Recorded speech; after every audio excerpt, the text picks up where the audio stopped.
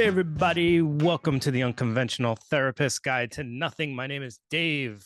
I'm your host. I'm joined here with the spookiest of spooky MCs, That's right. MC Greg. MC Greg. Yeah, that's me. MC Greg. Everyone knows that.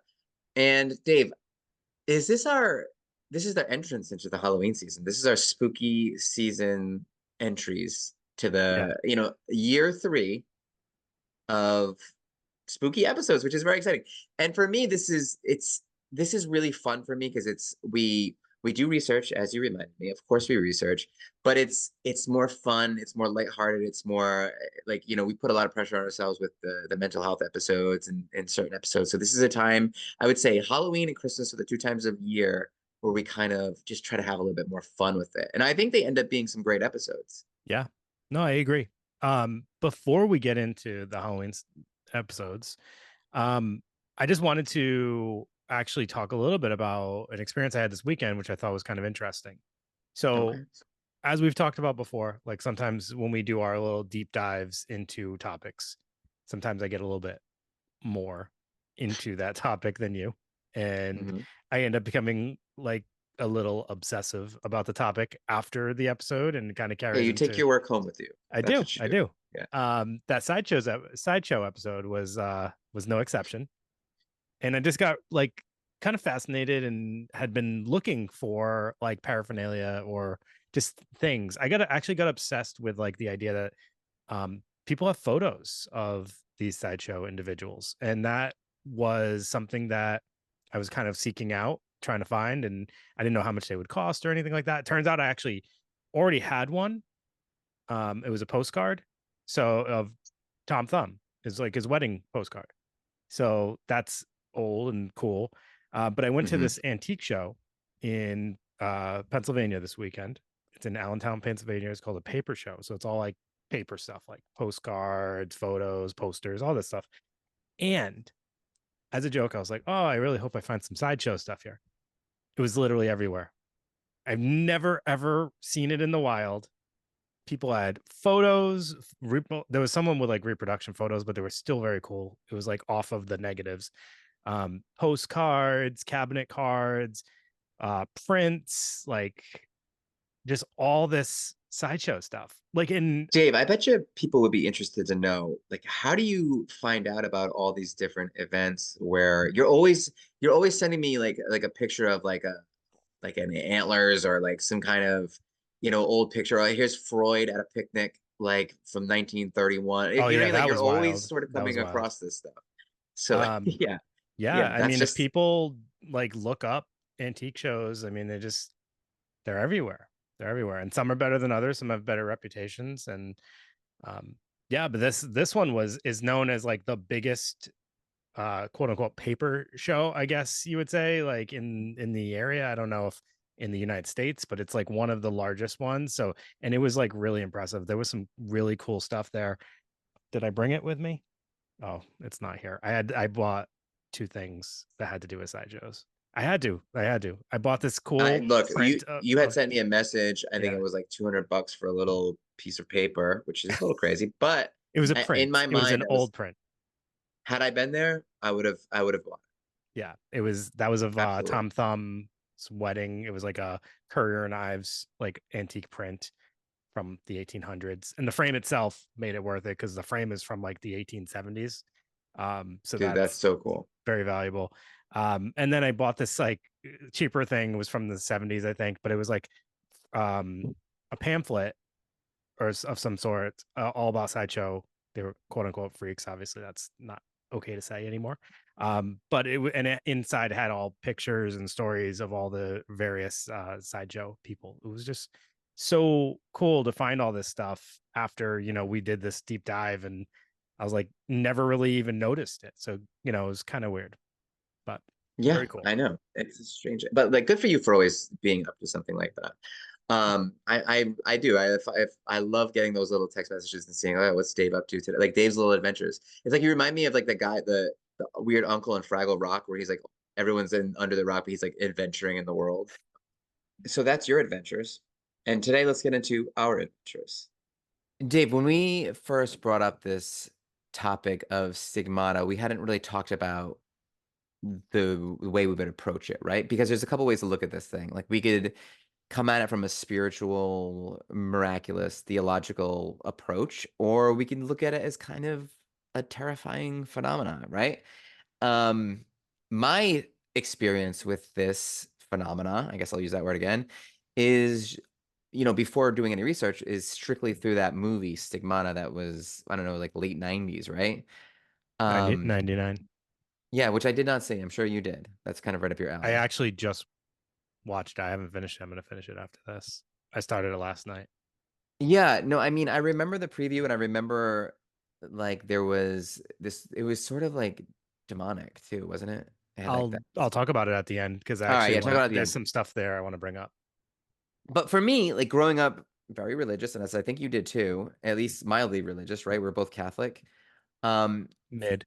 the movies with theological tones really cut deeper and were a lot more terrifying to me than the sort of Freddy's and Jason's and all those movies. And I think it's because growing up, religion, intersected with reality and still does for a lot of people, still maybe does for me in a lot of ways. And so when you kind of couple, like maybe take a movie like The Exorcist, and we don't get too much into stuff like that, but like, based on a true story, religion in my world was real. And you're kind of like mixing those things together. Where like if it's completely natural and normal to believe in God, then it's kind of completely unnatural to believe in like sort of nefarious other situations that could happen within religion, right? So it just becomes like this very scary thing. And I don't know how you're gonna approach it, David. I don't know which direction this is gonna go, but I think like maybe just take it from like, what is this thing? Like Oh, maybe not everyone knows exactly what stigmata is. Like all right. just Well, first off, don't tell me what to do. But second off, I'm gonna tell everyone what it is. I won't tell you Uh, what to do, but it sounds like that's what you're gonna do though. no. Also, hey, Greg, stop telling me what to do. The other part of this is also we're gonna get into a local story, which is Mhm. amazing. And I was thinking about this right before we got on today. I think when we first started this podcast, especially you, Greg, you were very like local with a lot of Yes, like the content. And I Mercy Brown, yeah, etc. yeah. So a lot of our early topics actually had to do with like local folklore and just true crime and stuff like that, all the things that happen in Rhode Island and surround. Um and then we had kind of realized that like, oh wow, this reaches a significantly broad actually, Rhode Island is I actually it still might be one of our larger I don't think it is. populations, but it I was might just not. Yeah. 10,000 cities.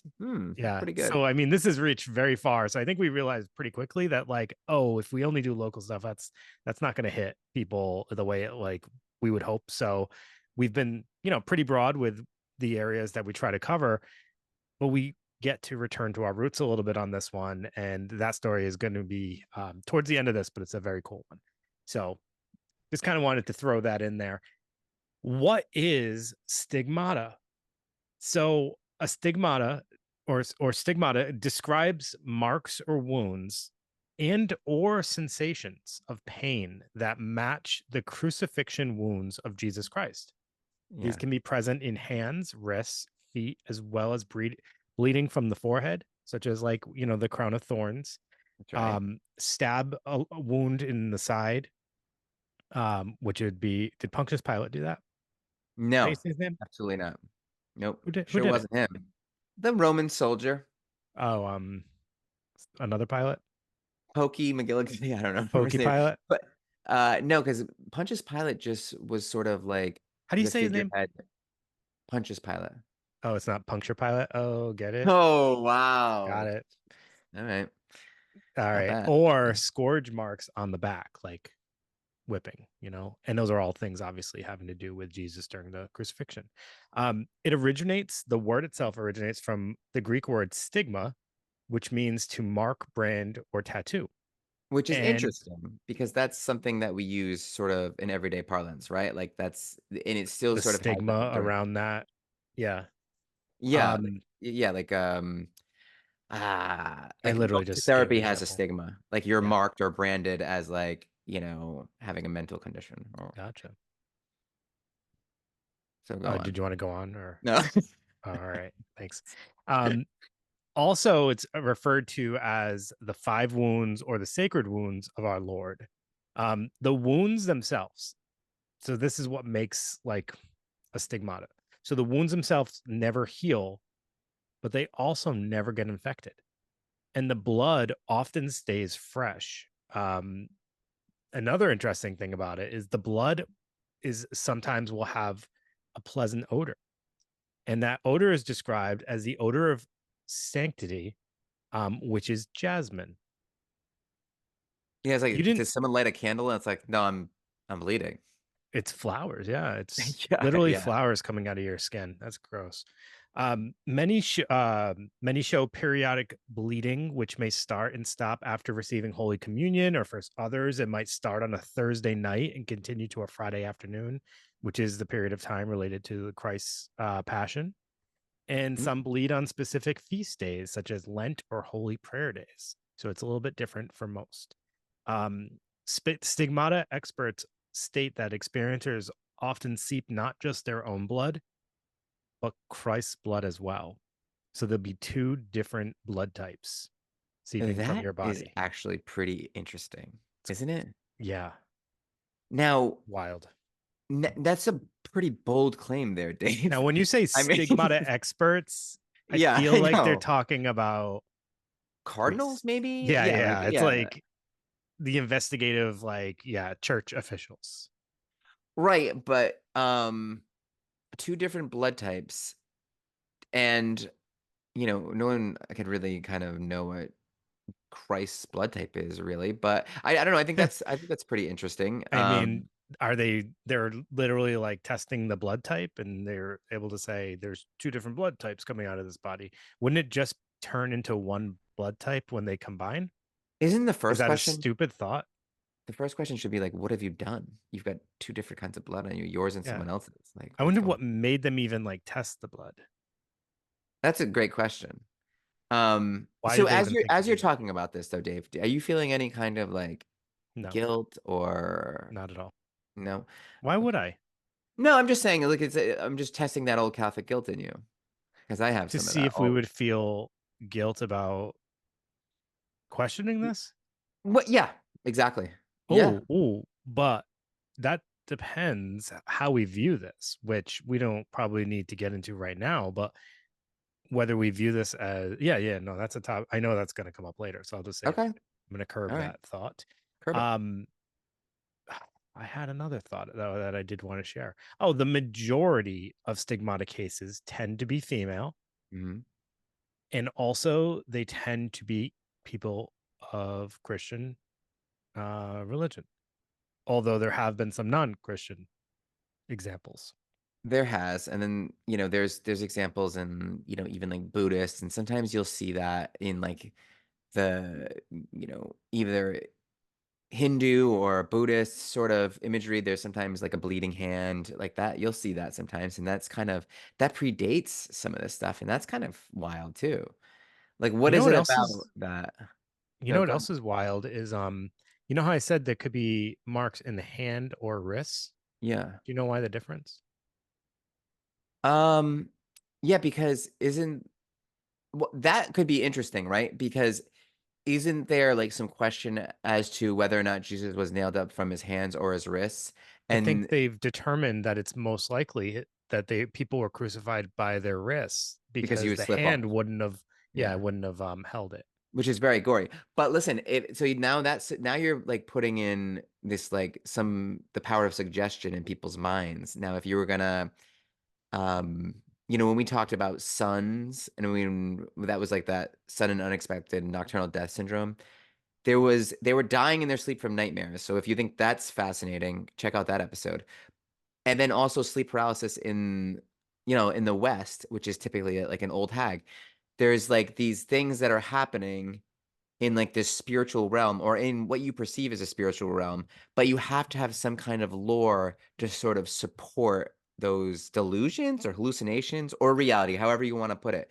But like there's got to be something there. So if someone might be having this thought that like, oh, look, my hand's bleeding because they were always taught that Jesus had the nail through his hands. They saw it on the crucifix. And then maybe I someone, mean, the other part, it's like it's a very specific type of puncture that we're talking about for a stigmata. And if I all the way through, right? all the way through. Yeah. So it's not like, oh, my hand's bleeding. It's like, holy crap, I have a hole in my hand Yeah. That's on both hands, that's different. matching holes. And let's What? not even get started on my feet. Right, right. Because it's the problems too. So I mean, yeah, no. But now we're talking about a hole that goes all the way through a person's wrist. Wild. And now is this self-report? Is this like, well, we'll get into all that, right? So Yeah.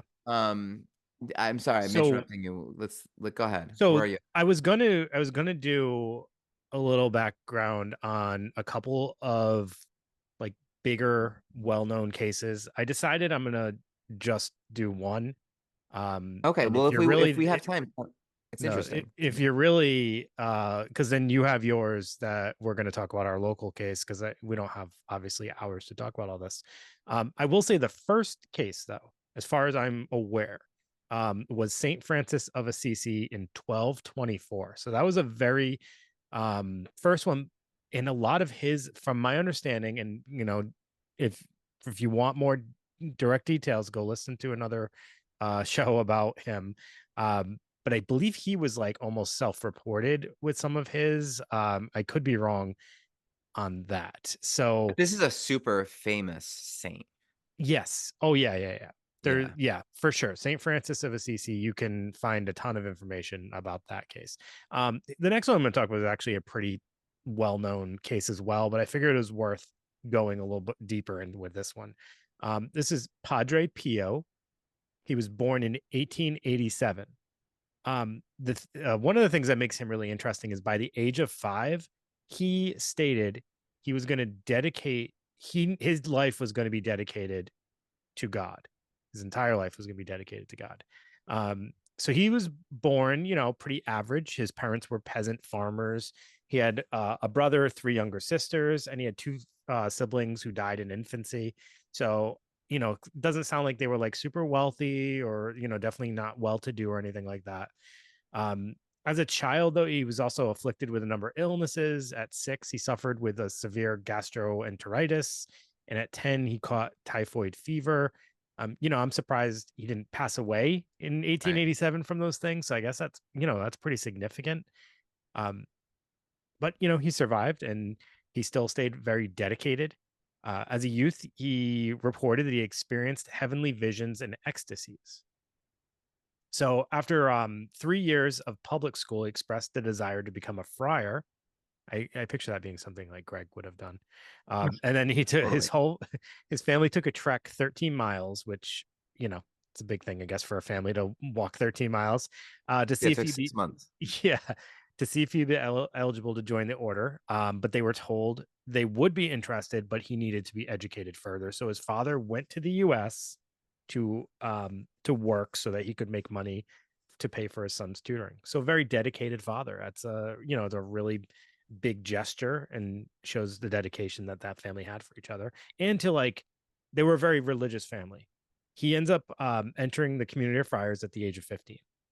One point in this man's life, he actually says that one day he will ascend to the highest post in the church, but further confirmation is needed. So he had it in his mind he was going to become a major figure in the church. Yeah, but is that a little bit, like, if you hear that statement, are you kind of thinking to yourself, wow, what an ambitious young man? Are you kind of thinking like, is this a little bit of a grandiose statement? Are we talking Well, maybe what I actually was taking away from that, and as I get into this, you'll kind of see where I'm going, is like, is that a little bit of like foreboding of like reasoning why some of these things happen to him, like why he wants these things to happen to him, even though he kind right? of like downplays it. All right, but anyways, so he reports that he experiences bodily marks, pain, and bleeding in locations indicative, but they're not yet visible, of the stigmata. In a letter dated 1912, he wrote of his devotion to the mystical body of Christ and the intuition that he would bear the stigmata. So he almost Hmm. predicted he would have the stigmata. Um, when it actually like occurred, he stated he had been so terrified by the phenomenon that he begged God to withdraw the stigmata. He also wrote that he did not wish for the pain to be removed, only the visible wounds, since he considered them to be indescribable and almost an unbearable humiliation. So, kind of interesting that he rejects them, but also kind of embraces like the pain part of it. So I don't know Yeah. exactly how he's, how he's viewing what's happening to him. Um, in September of 1918, while hearing confessions, it said that he had a reappearance of the physical occurrence of the stigmata, and his stigmatism reportedly continued for 50 years until the end of his life. The blood flowing from the stigmata purportedly smelled of perfume or flowers. um, he denied wanting any attention for the suffering, but in early 1919, the news of the stigmatic had begun to spread, and a pretty wide following of people, started to come to him for prayers or healing, or maybe just to see the stigmata, I guess you could say. He Yeah. often wore red mittens or black coverings on his hands and feet, saying that he was embarrassed by the marks. But that's Okay, also so kind that's of like standing out a little bit, right? well, here's the thing, like Or nobody I'm can see it. he's like, I definitely have the stigmata. I'm But just I'm not going to show you because embarrassed. it's very embarrassing. And I'm kind of humble and all that. So it's like that Greg actually has a crown of thorns under that cap. that's what listen, that's what the kids would call that sus. It's Like mad no one's sus. saying, "Hey, look, we need to be sure like that you're, if we're going to pray to you and, smell the flowers and everything like that, we want to I mean, is there just flowers under those mittens? We need to see." And I think it's okay to question. Maybe people are afraid to question because they're like, if I question his authority, am I questioning like the power of God? And if I question the power of God, what does that mean for the sanctity of my spirit? Like, right? Like it almost puts you in this weird position back Yeah. then. Now Yeah. it would be much more questioning of it. It's also this other thing too, where it's like, have you ever heard that thing, like maybe Psychology 101, that selective attention test where there's like a video clip and it's like keep your eye on how many Yeah. And then times they a pass the bear ball. a bear walks in the A middle of gorilla walks by. a Yeah, like gorilla. a Yeah. Yeah. gorilla walks by, and then it's like, so it's like if you're paying attention and you're looking for all the signs of this very specific thing, you're going to see that and miss all the things that are kind of like pointing to the opposite. Because I think a lot of people who are coming to him to pray really need this to be Yeah. true because maybe it's the 1800s and maybe you have polio or maybe you have typhoid fever or maybe you have tuberculosis, maybe you have these incurable diseases, maybe there's a freaking mosquito around, and that's pretty much a death sentence back then. So like you really want this to be true, so you see it to be true, and you're not like, I'm not sure about the But coverings and the mittens and all that. everybody wants a miracle, Greg. I know. Well, we would all overlook a lot of things if a miracle was, in front of us, right? Why And people join cults. however, he was not immune to people, being suspicious or, claiming that this was false. There was one claim against him that the wounds were consistent with those that soldiers had inflicted on themselves by the use of a caustic substance, and that his wounds might be a skin necrosis that was hindered from healing through the use of iodine tincture or similar chemicals. That's not Ah, the first time that that's going to come up. Once made public, the wounds were studied by a number of physicians, some hired by the Vatican as part of an independent investigation. Some claim the wounds were unexplainable and never seemed to have become infected. The wounds would seemingly heal only to just reappear. X-rays were also taken of his hands in okay. 1954 and found no abnormality in the bone structure. Well, I guess that's not super surprising. Um, some critics also accused Pio of faking the stigmata for example, by using the carbolic acid to make the wounds. The cousin of a local pharmacist testified that the young Pio had bought carbolic acid in a great quantity of 4 grams of Veritrine without presenting any medical prescription whatsoever, and in great secret. And Veritrine is a mixture of alkaloids, highly caustic product, and it's sounds like it's a kind of heavy duty thing. But he ends up explaining it that it was he was using this stuff to sterilize syringes used for medical treatments, and that after being subjected to a practical joke where Veritrin was mixed with snuff tobacco causing uncontrollable sneezing and ingestion, he decided to acquire his own quantity of the substance in order to play the same joke on his friends. Oh, it's for jokes and laughs and Yes. medical Yes. games and hobbies. And Yeah, there were people who actually like, you know, tried to validate his claim and say that like he's just being mischievous. yeah, nothing says like silly, mischievous pranks like acid. I mean, You uncontrollable know, sneezing, that's hilarious. that is kind of funny. Yeah. Gotcha. Also, and also crazy making. People have gone crazy like with that Wow. sneezing, laughing, dancing. Yeah, that we So could he talk. was evil, is what you're saying. He was doing the devil's work. I'm saying, no, I'm saying, I'll tell you what I'm Wow. like. I'm not saying he's evil, although You he heard it here. is. Padre Pio, evil, causing people to Listen, go if crazy by sneezing. what do you think though, Says Greg.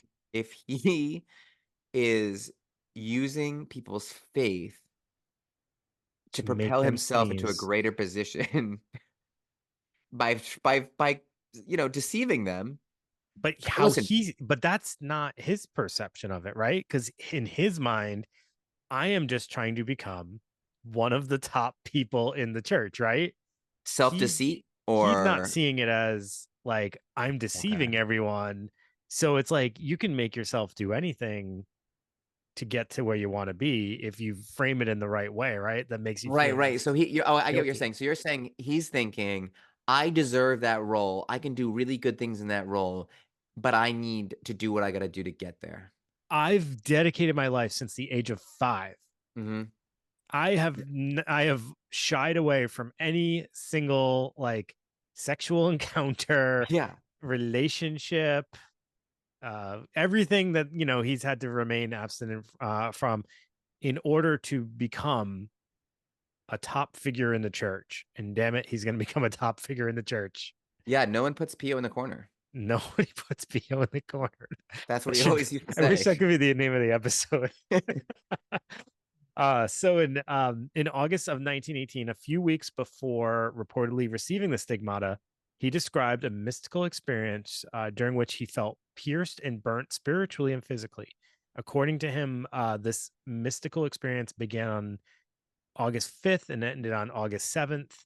Um, his spiritual director, Padre Benedetto, I don't know how to say that, Sure. interpreted this phenomenon as a transverbation, transverbation, transverbation. I shouldn't have stumbled on that word as badly as I did, which I had to look up to see what that was. And that's a period of time of religious ecstasy. But the type of altered state of consciousness characterized by greatly reduced external awareness and reportedly expanded interior mental and spiritual awareness, frequently accompanied by visions and emotional euphoria.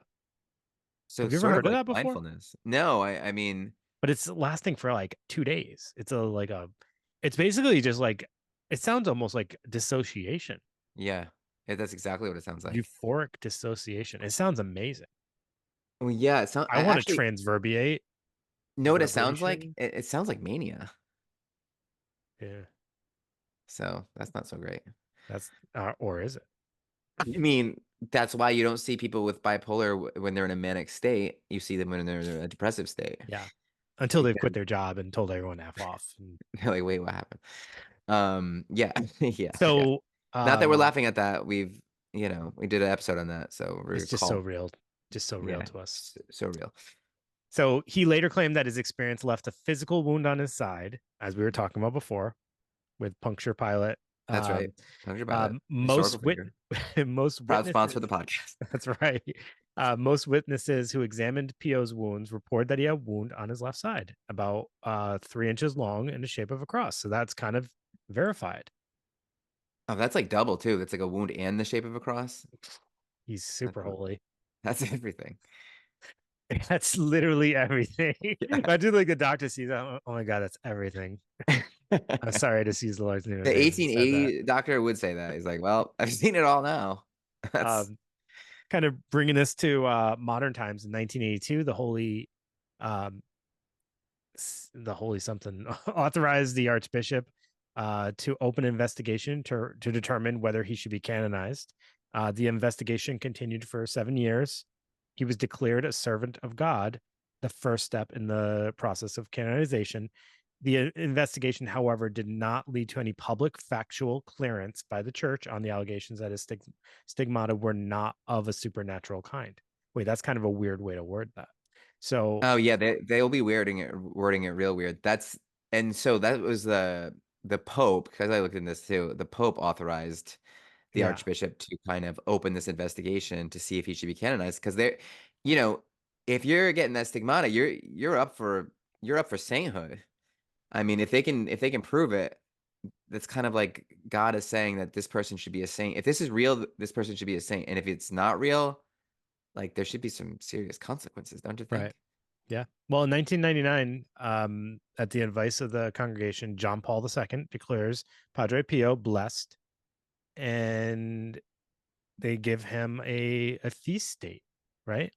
So he's a saint? They set September 23rd to be the date of his liturgical, I'm not saying that right, Liturgical. feast, Yeah. liturgical feast. Yeah. I mean, so So is does that that make him a saint, or does that I just give don't him think so. a No, saint day, a feast I day? think he's just blessed. He's so Um, blessed.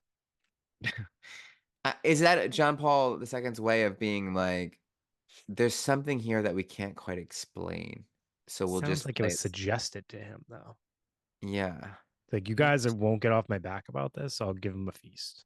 I'll give him a feast. I mean, We love to eat, who so doesn't love that? I mean, that's a yeah. win-win. You know, win or lose. So listen, why don't Greg, we take this to take little it to Rhodey? Woonsocket. Yeah, take it to Woonsocket, man. So, did you know that Woonsocket is historically extremely French? Of course, I know that. Oh, okay. My grandfather was French Canadian and grew up in Woonsocket. Mine grew up in, I think, around that area, French Canadian Well, I should too. say he moved to Woonsocket. I don't know. I can't remember what age he was when he moved there, but yeah, So we're gonna be talking there's a about big sign that says "Bienvenue" that's in true. in Welcome on in Main Street French. in Yeah, Woonsocket. Yeah, bienvenue. So Marie Rose Ferron was born in Quebec, so she's French Canadian too. Then she moves to Fall River, which is a very well-known city, really close to Rhode Island here. It's in Massachusetts, right next to, well, it's not really right next to Woonsocket, but it's close. not Her, not like really. Pio, it's close. Well, and Dave, it's like 15 minutes You away. have to go over the bridge. It's Yeah, 20. It's at least 25, 25, 25 to 25. 30 minutes. Yeah. Okay, fine. But that's to most people in the world, that's really close. Half hour. Mm, We're like a half hour apart. yeah. You're So, far. anyways, so she, like Pio, had a vision when she was a child. This is kind of like a through line. Um, she saw Jesus and he was carrying a cross, and she, quote, said that he was looking at me with sadness in his eyes. And she kind of like remembered that her entire life, right? Hmm. Um, Very interesting that, like, do you remember that episode we did with Carl Tanzler? Yeah. And he had these obviously he had some serious delusion disorders. He had, he's necrophiliac, is obviously all these horrible things, but he saw a ghost that sort of predicted his future too early on in life. And that seems like a through line between, like, maybe if you're seeing a ghost that's telling you how your life's going to go when you're a child, we got to keep an eye on that. It It, doesn't seem great it, considering it these two seems like, stories. yeah, you're gonna something's gonna go on. Yeah. But at 13, she's stricken with the mysterious paralysis, and her muscles are all contracted, and she has to walk with crutches for several years of her life. So again, there's this really early childhood sort of limitations that was keeping them both bedridden and giving their minds time to, I don't know, invent and become wrapped up in, I'm sure, religion and these stories and whatever. Just like the guy who wrote, is it Robert Louis Stevenson, whoever wrote Jekyll and Hyde. yeah, he was bedridden forever too. And it's like, the stories come to you, right?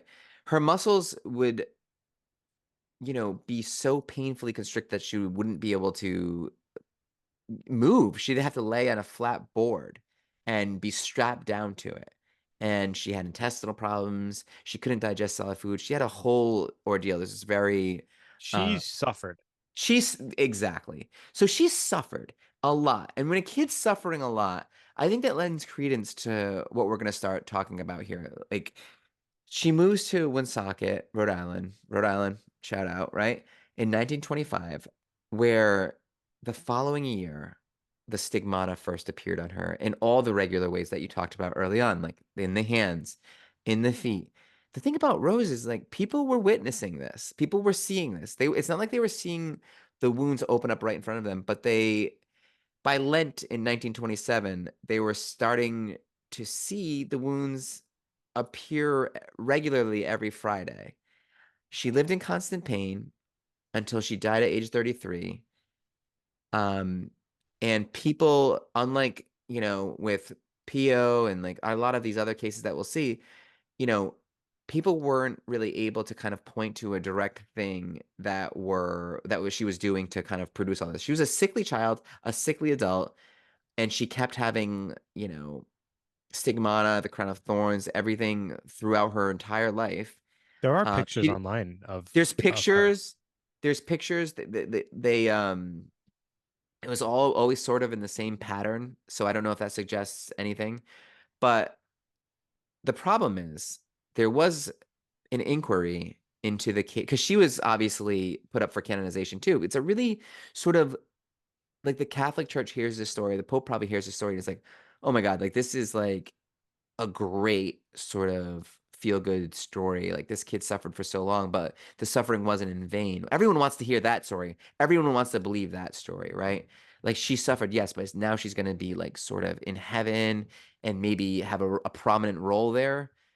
But they did an inquiry, and the inquiry ended in 1964, and the proceedings were decided that they decided not to canonize Hmm. her, and they didn't really talk about why, except for saying that there was no there was no cause for Rose Farron to be sainted. So that was based on the testimony of just maybe four or five Well, she didn't individuals. do enough. She didn't heal enough people. You have to complete a miracle, right? Isn't that one of the things saints have to do?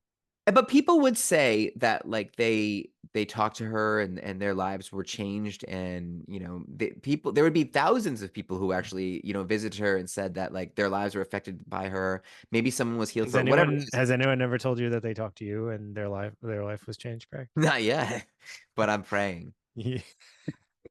Good luck with that. Thank you. So I think that there's an interesting thing here because like four or five people were, made complaints against her. Maybe they were prominent, but there was thousands of people that said that she, was the real deal. And I think in Rose Farron's case, I think that we did have some sort of so obviously there's trauma there as a child, right? And if you're going through a serious trauma, then you can dissociate. And if you can dissociate, then maybe you're able to sort of like self-harm in a dissociative state. I guess what I'm trying to say is it's possible that Rose could have been doing these things to herself and not known that she was doing these things to herself. And that would make her credible. And I guess in a way, Dave, it's for my parents, I have to say this, and for myself, there is always that possibility. And, for a lot of people, the reality that this is just is what it is. It's like this is, people were critics of it because it's unbelievable, but that doesn't mean that it's necessarily untrue.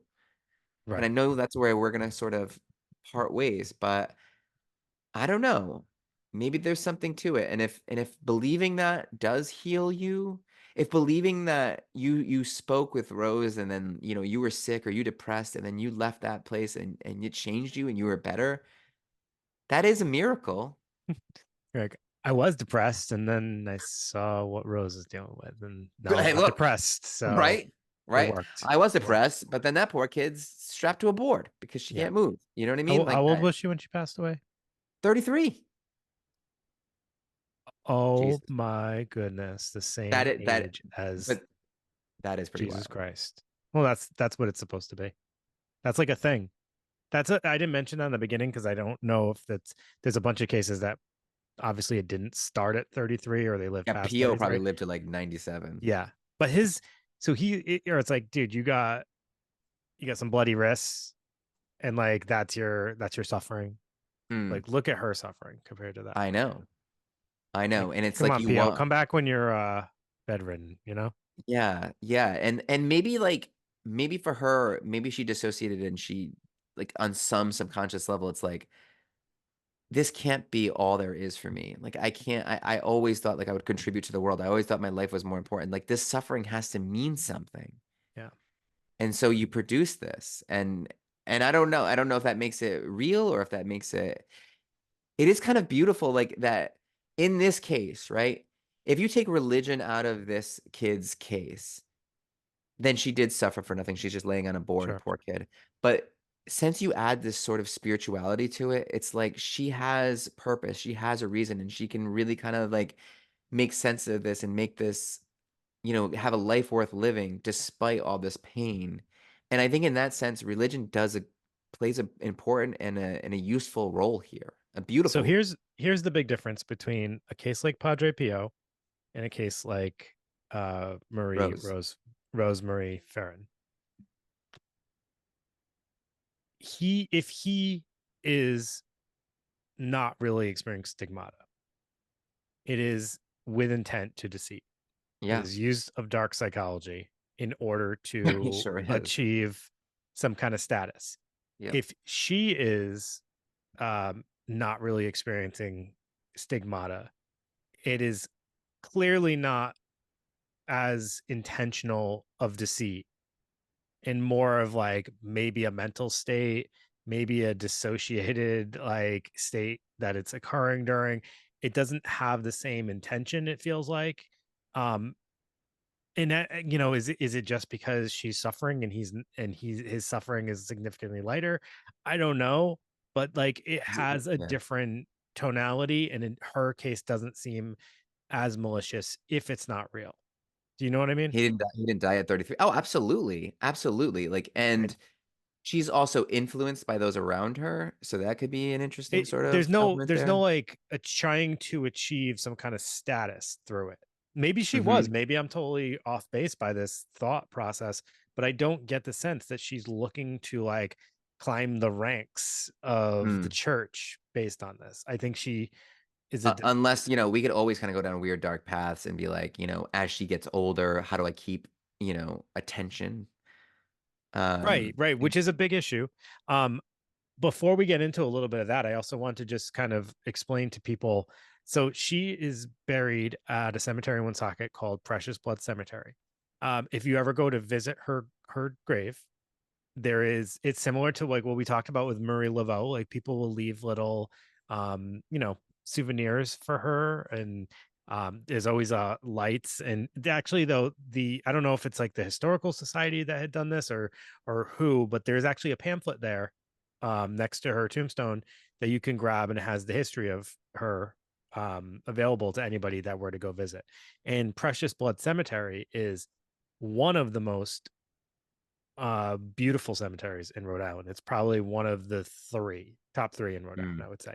Absolutely beautiful monuments. It's got this crazy like Roman Colosseum looking monument there that was like an old, like, I think he was the mayor for a number of years. It's his family plot. But also, do you know about the flooding? No. So and this was before Rose was there, but we got hit with some storms, and the rain was so heavy that actually at one point bodies were floating in the Oh. cemetery, out of the cemetery. So there's actually a ton of corpses in that cemetery that probably have a mix of bones or not the bones of whoever is supposed to be in there, because they were unable to obviously put together every single body that had floated away. Yeah, and that's such an odd thing to be, like, praying over a grave or, like, visiting someone and being like, you know, I hope you have all your bones. that's not all that I wonder you're who else's yeah. bones are in there with you. Yeah. That's But imagine that, that like the yeah, flooding's so bad that you see caskets floating that's terrible. downstream. because there's a water source right there. I can't remember if that's like the Blackstones right over It there is or the something. Blackstone, yeah. I mean, Yeah, obviously, Woonsocket was, important during the Industrial Revolution as well as Pawtucket and Providence and Cranston, all these sort of New England towns, but they were next to water sources. So yeah. towns built, they had to be near water. So yeah, wild stuff. So, all right, what do you want to talk about? Quick, maybe some explanation. We have to be like stick in the muds and talk about some psychological explanations here. I guess So so, I think right? there's like you at the beginning, you talked about different ways we could look at this. So I mean, the first thing that we can do because of our jobs, we can look at like potential mental health related causations.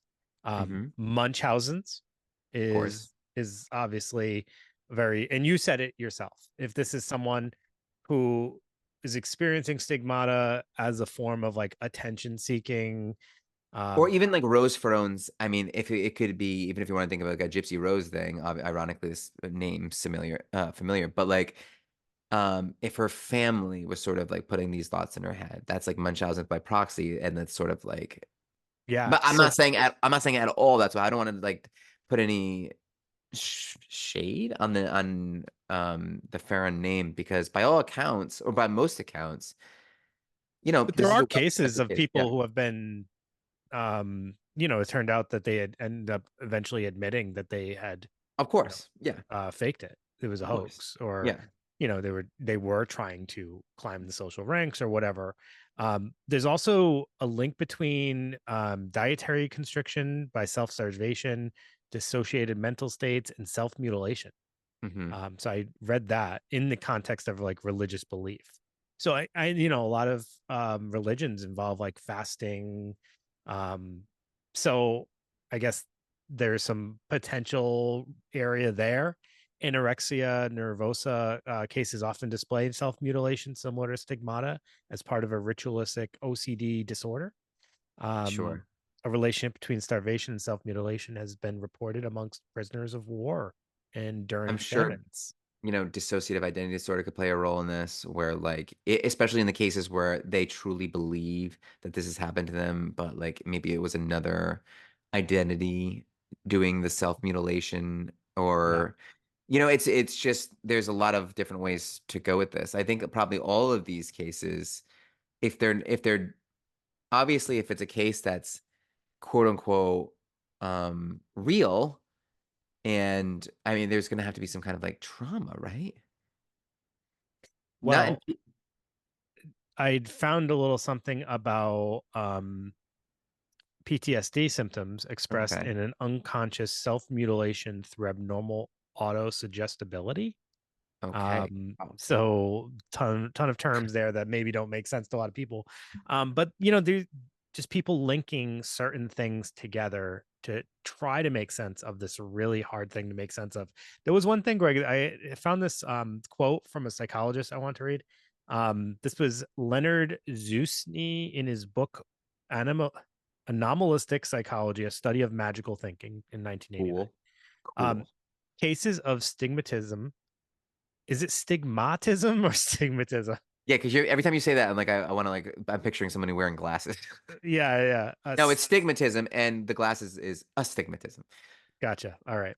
Fall into two categories: self-inflicted wounds, which may be either cases of fraud or unconscious self-infliction, and those that are caused by emotional states. So self-induced through autosuggestion, itching, and subsequent scratching, of which the individual is unaware, is likely to occur in suggestible persons if the stimulus is a mental or actual picture of the crucifixion used during meditation, and if the main motive is to receive the stigmata. The motive behind that may be unconscious conflict and a desire to escape from an intolerable situation into invalidism, and where one's needs are taken care of. It becomes a case of hysterical conversion reaction. Many cases of stigmatism can be explained as fraud or unconsciously self-inflicted wounds. So Okay, see, someone's, we kinda hit the nail on the head there with the like, when we were kind of going down that path of unconsciously self-inflicted wounds, and yeah, we were yeah, we were talking earlier, like, with sons, and that's the connection there with sons and old hag syndrome, and, say, like, you're part of your maybe you're from, a different part of the world where maybe your made up lore is that, um, something you're something religious, like, if you're very spiritual or powerful, like, you can get, like, a hole in your stomach, whatever. And, that's what you have in your mind. That's your philosophy. That's your folklore that's in your mind. So if you dissociate, you could, like, kind of create that um on your own because you're like expecting to see that, right? It's like you have to have this built-in story for these stories to manifest. Like you can't just have no, like, is there ever a case where the person is completely a-religious and has never heard of Christianity and received stigmatism? I don't think so, right? You have to have that sort of Yeah. suggestibility. So there's this movie that I love that's called Saint Maud, and it's a horror movie, but it's based about a woman who is like super devout, starts to engage in like punishment towards herself.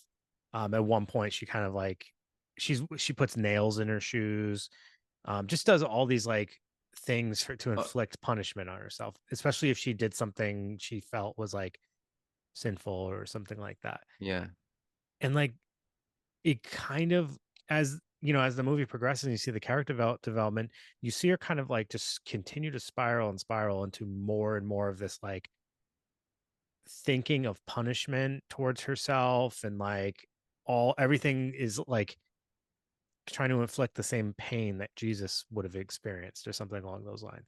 And you could see how like how someone like that would be, you'd almost think would be like predisposed to like having something like stigmata, yeah. because it's in their mind that like I'm allowing myself to embrace the same pain that felt, you know?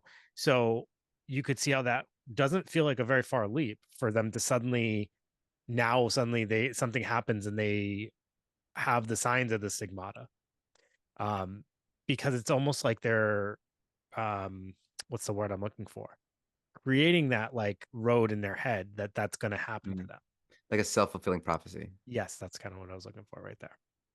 So I feel like a boy who decides he's going to devote his life to God at 5 is probably on the road to something like this happening versus, you know, just a random atheist Yeah, he has something like this almost has to happen. And when he to gets to a give certain his point, life meaning. yeah, and Because like what meaning does your life have if you don't have anything? I mean, that's, we're saying that from the, you know, not like actually, but like, you know, if I'm right, right, thinking right. if I was in his head, like I would I would need something like this to kind of show why this road was so important.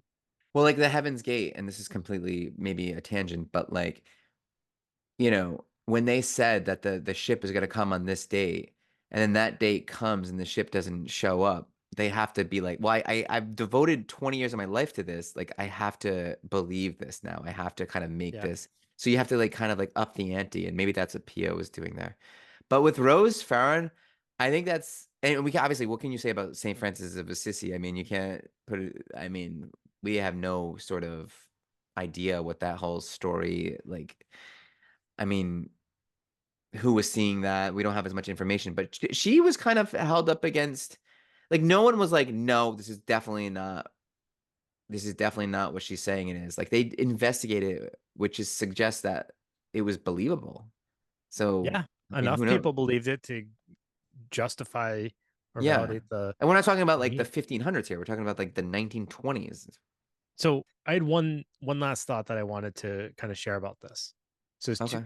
two ways to look at this that are like assuming, or for on the road, like the path of like it's actually happening to people. Yeah. There's one where the person is experiencing the same pain and suffering that Jesus experienced. And then there's a second one that is actually, it's not something holy. It's actually something very much the opposite. It's the devil um disguised. Ew. You know what I mean? Yeah. So I don't like that. So what better way to disguise yourself than as something that everybody would look at as like a religious miracle. So it's funny that you say that because when you're and I don't know PO, right? I don't, but if by the story you told, it kind of suggests that maybe he was fabricating some of that stuff, or you could say deceiving. And you know, the word devil comes from the term from deceiver, the deceiver. That's what it means. That's what it translates to. So once you start deceiving people through the guise of religion, that's that's the pedophile rings in the church and everything like that. That's pure evil, dude.